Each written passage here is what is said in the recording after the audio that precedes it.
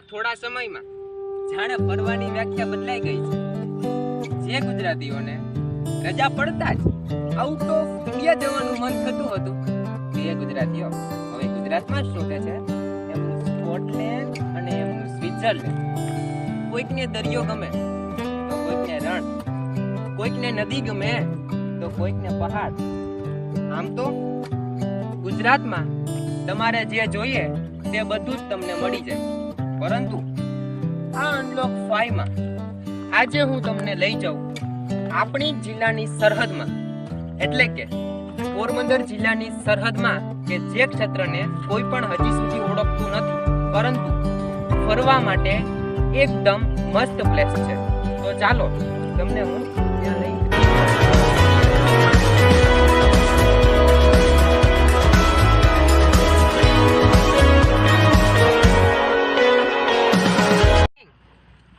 Tracking અને camp રશિયાઓ માટે તો આ એક અદ્ભુત સ્થળ છે। સૌરાષ્ટ્રની ઉત્તરની ટેકરીઓમાં આવેલું બરડા ડુંગર અને એ જ બરડા ડુંગરના એક ભાગ તરીકે ઓળખાતો આ કોકસિયા ડુંગર ઓફિશિયલી રીતે તો રાણા બોરડીમાં સ્થાન ધરાવતો, પરંતુ આમ જોઈએ તો દોલતગઢમાં આવેલો આ બરડા ડુંગરનો એક ભાગ, એટલે કે આ કોકસિયા ડુંગર તરીકે આપણે એને ઓળખીએ છીએ।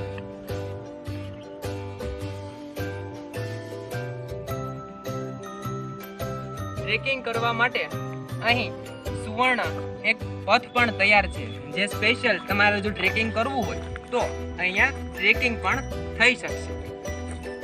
ટ્રેકિંગ સિવાય પણ 4 વ્હીલર સુધીના વાહનો આવી શકે એવો અહીંયા એક રોડ પણ બનાવવામાં આવ્યો છે, જે તમને સરળથી આ ડુંગર સુધી પહોંચાડવામાં મદદ કરે છે।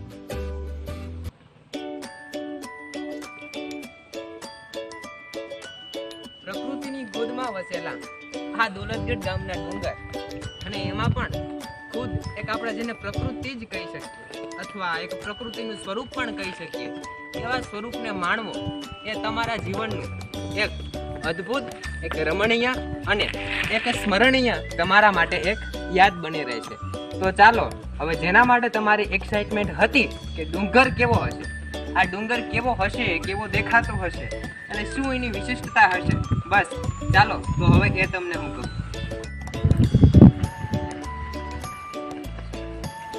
આમ જોઈએ તો વન ડે ટૂર માટે તો આ જગ્યા બેસ્ટ છે। કેમ કે અહીં કોઈ પણ સ્કૂલના છોકરાઓને પણ અહીંયા વન ડે ટૂર માટે લેવું હોય તો એ વન ડે ટૂર માટે અહીં તમને એક સંપૂર્ણ, એક પરફેક્ટ ગ્રાઉન્ડ પણ મળી રહે છે। જો તમારે અહીંયા ભોજનની વ્યવસ્થા કરવી હોય તો અહીંયા ટ્રસ્ટ દ્વારા તેની વ્યવસ્થા પણ કરવામાં આવી છે, એટલે કે પ્રવાસન ક્ષેત્ર માટે આ ટ્રસ્ટ દ્વારા સંપૂર્ણ માહિતી તેમજ સંપૂર્ણ વ્યવસ્થા કરવામાં આવી છે।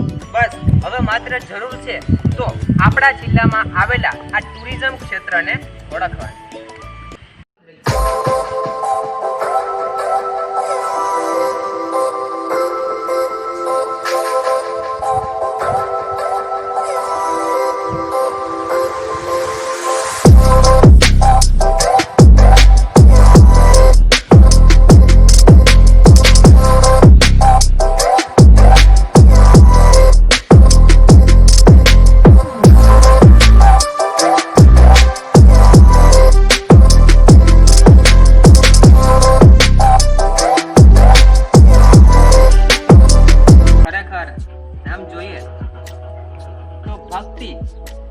અને આપણું ટુરિઝમ, ફરવાનું, એ બંનેનું સમન્વય જો અહીંયા થતું હોય ને તો મને તો આ કોકસિયા ડુંગરમાં જ લાગે છે। જેમ કે ચો તરફ પ્રકૃતિ અને ભગવાનના મંદિર અને એના દર્શન, ખરેખર આ વસ્તુ જ કંઈક અદ્ભુત લાગે છે।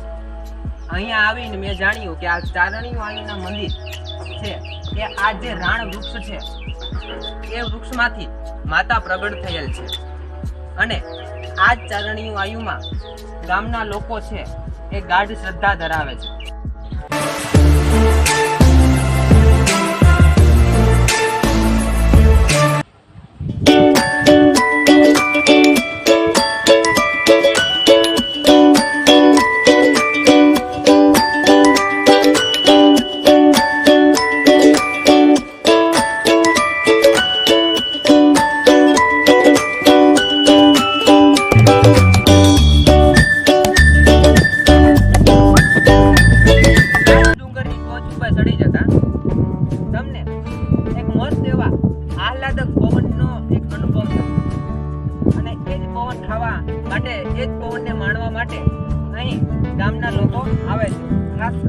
સાંજ ને સવારે વધારે દેવું. અને હા, એક વાત તો હું તમને કહેતા ભૂલી જ જાઉં કે આ ડુંગર એ પ્રકૃતિ અને વધારે પડતી જેના લીધે ખીલે છે એ વસ્તુ એ છે કે આ ડુંગરની પાછળ જ એક વન આવે છે. એટલે જો તમે અહીંયા આવો તો આ જે વન છે એની મુલાકાત લેતા પણ તમે ના ભૂલશો.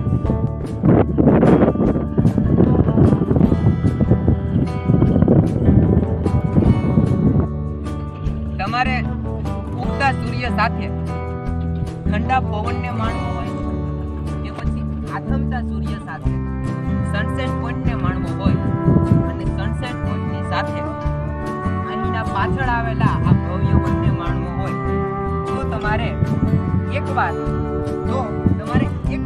માત્ર એકવાર તો આ ડુંગરમાં આવવું જ પડે.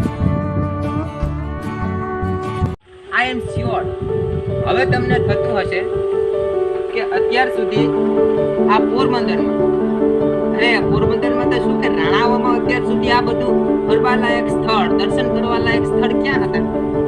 એટલે જ જો હવે દોલતગેટ ગામની એક મુલાકાત લેવાની થાય ને તો આ કોકસિયા મહાદેવનો ડુંગર, એની પાછળ આવેલું આ એક સુંદર વન અને ગામની અંદર જ આવેલી એક ભૈરેશ્વર મહાદેવની ગુફા જોવાનું તમે ના ચૂકતા. આભાર.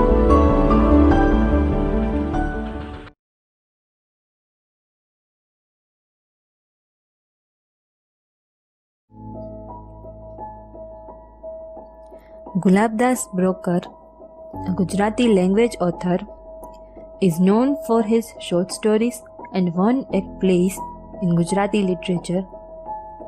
He was born at Porbandar on 20th September 1909. He completed his education in Gujarati and English literature from Bombay University in 1930. He briefly worked at his family business of broking in Bombay Stock Exchange.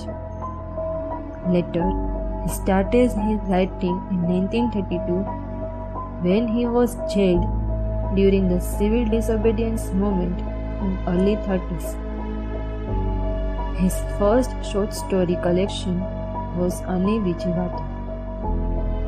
He edited Akhandanand, a Gujarati monthly. He wrote large number of short stories, plays, travelogues and autobiography too.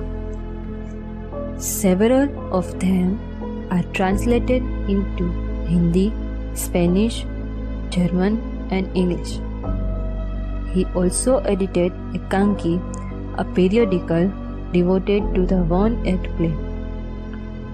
Broker served as the president of Gujarati Sahitya Parishad from 1973 to 1974. He was awarded Padma Shri, the fourth highest civilian award in India, in 1992. He was also awarded Ranjitram Suvarna Chandra, the highest literary award in Gujarati language, in 1998. He also received Kumar Chandrak in 1968. The government of Gujarat awarded him the Narsi Mehta Award. He died on 10th June 2006 at Pune, Maharashtra. When Gulabdas Broker published his first collection of short stories in 1938, one of the stories, Lata Shun Bole, created not a little furore. After 53 years, in 1991, the same story was selected for telecast on the national network in the serial Sambandh, and the producers of the serial had to spend many a sleepless night. As in 1938, in 1991 too, the story was considered to be too frankly outspoken about man-woman relationship. In 1986, Broker's collected stories were published in 4 volumes containing 148 stories. and even at advanced age of 84, Broker still keeps writing stories. His collection of 21 short stories, Nastik, was published in 1992. Broker is known as a short story writer not only to his Gujarati readers but to the many people outside Gujarat and India as well.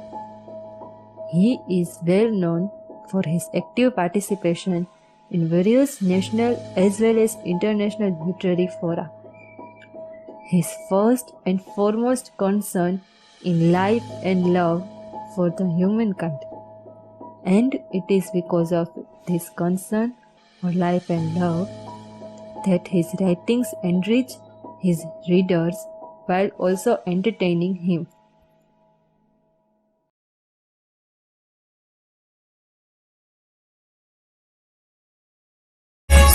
सुनो ये कहानी सुनाए एक किसान सौदागर की। Namaste, I am Disha Odedra and welcome to my this documentary video. This video is about the Nanji Kalidas Mehta. સૌ પ્રથમ હું NSS એટલે કે રાષ્ટ્રીય સેવા સમિતિને ધન્યવાદ કહું છું કે NSS દ્વારા અમને આવી ડોક્યુમેન્ટરી બનાવવાની તક મળી. સૌરાષ્ટ્રના દાનવીર તરીકે ઓળખાતા એવા આપણા નાનજી કાલિદાસ મહેતાનો જન્મ પોરબંદરથી 40 કિલોમીટર દૂર આવેલ એવા ગોરણા ગામમાં થયો હતો 17 નવેમ્બર 1887 ના રોજ. આવા પોરબંદરની ભૂમિ જ ધન્ય છે કે જેમાં આવા ચરિત્રો એ પોરબંદરની ભૂમિને લીલુડી રાખે છે. નાનજી કાલિદાસ મહેતાની માતાનું નામ જમનાબાઈ અને પિતાનું નામ કાલિદાસ હતું. નાનજી કાલિદાસ મહેતા 4 ચોપડી ભણેલા હતા અને 12 વર્ષની ઉંમરે આફ્રિકા ગયા. વિદેશ વેપાર શરૂ કર્યો. અઢળક કંપનીની સ્થાપના કરી. તેને 2 કરોડ રૂપિયાનું દાન પણ કર્યું. તેઓ આર્ય સંસ્કૃતિમાં ખૂબ જ માનતા અને તેને પોરબંદર ખાતે આર્ય કન્યા ગુરુકુળની સ્થાપના કરી. જ્યારે ધરતીમાં દીકરીને 4 દિવાલ પૂરતી જ રાખવામાં આવતી આવા સમયમાં નાનજી કાલિદાસ મહેતાએ દીકરીને સફળતા મળે તે હેતુથી અહીં ગુરુકુળની સ્થાપના કરી. પોરબંદરમાં ગાંધીજીની જન્મભૂમિએ નાનજી કાલિદાસ મહેતા દ્વારા કીર્તિ મંદિરની સ્થાપના કરવામાં આવી અને ત્યારબાદ પોરબંદરમાં ભારત મંદિર અને પોરબંદરમાં જવાહર નહેરુ પ્લેનેટોરિયમની સ્થાપના કરવામાં આવી. પોરબંદરમાં મહારાણા મિલની સ્થાપના કરી. રાણાવાવમાં સિમેન્ટ એન્ડ કેમિકલ લિમિટેડની સ્થાપના દ્વારા કેટલાય લોકોને રોજગારી મળી. 1915 સુધીમાં યુગાન્ડામાં 22 કારખાના ઊભા કર્યા. આફ્રિકામાં ચા, રબર અને કોફીના કારખાના વિકસાવ્યા. અને અંતે તો હું એટલું જ કહીશ કે મન કા સંકલ્પ और शरीर का परिश्रम यदि किसी काम में पूरी तरह से लगा दिया जाए तो सफलता मिलकर ही रहेगी. आज सुविचाરમાં જો નાનજી કાલિદાસ મહેતાને જીવનને લાગુ પડે છે કે પરિશ્રમ દ્વારા અત્યારે દરેક વ્યક્તિને નાનજી કાલિદાસ મહેતાનું ઉદાહરણ આપવામાં આવે છે. અંતે મારા કોટી કોટી વંદન નાનજી કાલિદાસ મહેતાને કે સંપત્તિ તો દરેક વ્યક્તિ પાસે હોય છે પણ દેશ માટે જે પોતાની સંપત્તિ વાપરે એ જ સાચો મનુષ્ય. એવા આપણા નાનજી કાલિદાસ મહેતા વર્ષો વર્ષ સુધી દરેક મનુષ્યના હૃદયમાં સ્થાન ધરાવશે. હવે હું તમને પ્રધાન શ્રી નરેન્દ્ર મોદી દ્વારા કહેવામાં આવેલા નાનજી કાલિદાસ મહેતા વિશેના શબ્દો સંભળાવીશ. નાનજી કાલિદાસ પરિવારની અનેક સિદ્ધિઓ હશે પણ કદાચ ગુજરાતની પેઢીઓને સંસ્કારિત કરવાનું એક અદ્ભુત કામ આર્ય કન્યા ગુરુકુળ માધ્યમથી થયું છે. અંતે હું તમને હૃદયથી રિક્વેસ્ટ કરું છું કે આવા મહાન નાનજી કાલિદાસ મહેતાને હંમેશા યાદ રાખજો. આજ મારી ડોક્યુમેન્ટરી વિડીયો બનાવવાનો હેતુ છે. Thank you. बेटा एक कुल को ही तारे, दो दो कुल को नारी, आज भी इस भूमि में जलती जोत अखंड शिक्षा की. आज भी इस भूमि में जलती जोत अखंड शिक्षा की.